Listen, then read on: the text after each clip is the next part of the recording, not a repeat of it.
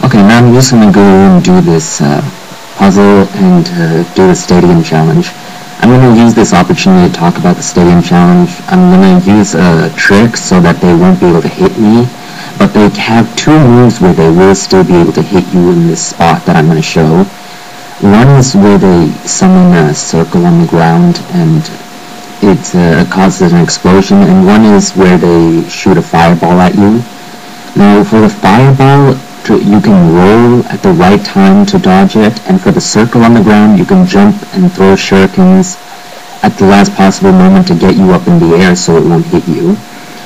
Besides those two attacks, you're completely invincible. Another thing I want to point out is that make sure that you use the camera to only have one guy on the screen at once. That'll minimize the amount of chances that a berserker will use one of those two attacks. Now just grab these scarabs, and I'm going to cut out most of this stadium challenge because it took a long time. Again, if you want to, I'm just showing the easy way of how to do it, but if you want to do it the hard way, go ahead and go to a low health UF or use the flails. And you may even want to save this challenge till later until you get the Dark Dragon Blade. And that would make it easier, but this is probably the easiest method I know of.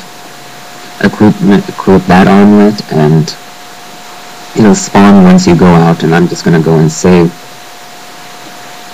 And besides those couple points, that's basically all you need to know about how to avoid getting killed.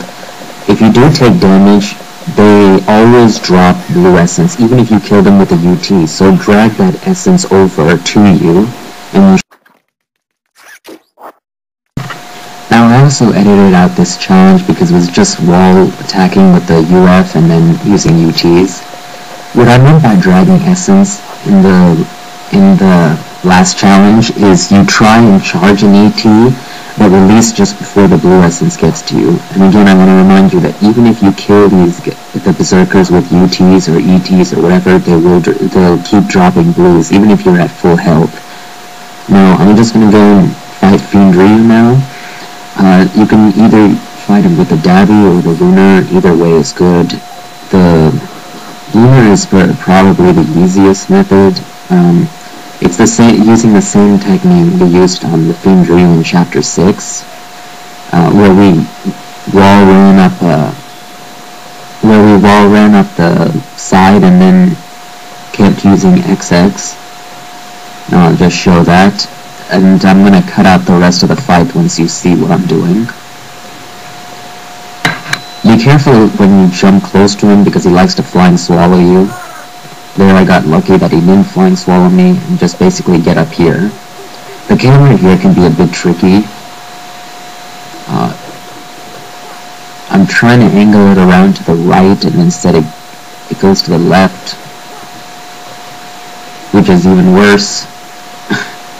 So I decided just to go with how it is right now. Basically when he just comes up, just around before you see where the concrete bricks, I guess I would call them, meet the mosaic pattern. When he's around that area, then you should start your combo. And I'm just going to cut out the rest of the fight because it's pretty simple that way. And I'm also going to include a fight where I use the Dabi method. Okay, basically we're just going to use the XY technique I showed in Chapter 10. Basically, once he's down, XY.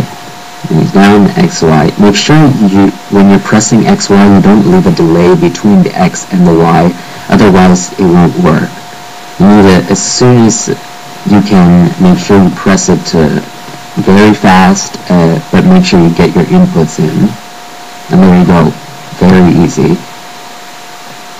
Of course, if you use his Ninpo to get you out of the loop, it could be a lot tougher, but luckily you didn't. Just grab your armlet and we'll move on to you can go into the town and fight some fights there, but I'm going to save them for Chapter 13, and I'm just going to go straight into the caverns.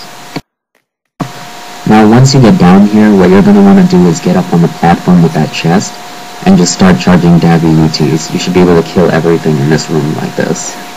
I'm going to cut out the rest of the fight because it's pretty boring. And if you feel like this is cheap, feel free to go down and fight them with any weapon you want, but this is the easy method. Now for the next fight, just jump down here, spawn the fight, go back, and then charge UTs. If they're too far away, just step past this like little squarish area and try to lure them towards you, and it should be pretty easy this way. They won't follow you inside, they won't attack you inside. Now here you can use UF wall attacks.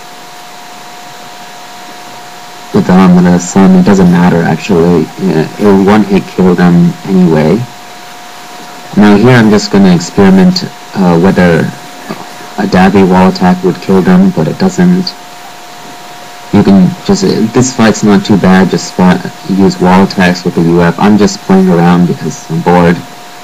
Now for the next fight, there's another safe spot to attack them. Just go up here, but don't go back too far, otherwise you'll despawn the fight, like what I just did. No, I'm struggling to get back up here, but once I am up here, it's going to be very easy.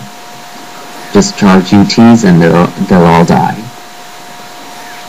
Now, I'm just going to go back and wall attack because I don't want them to drop yellows, I want them to drop blues, so hopefully they will. And I'll take them out the rest like this. When you see them drop a blue, don't absorb it, keep killing because there will be more of a chance of more blues dropping.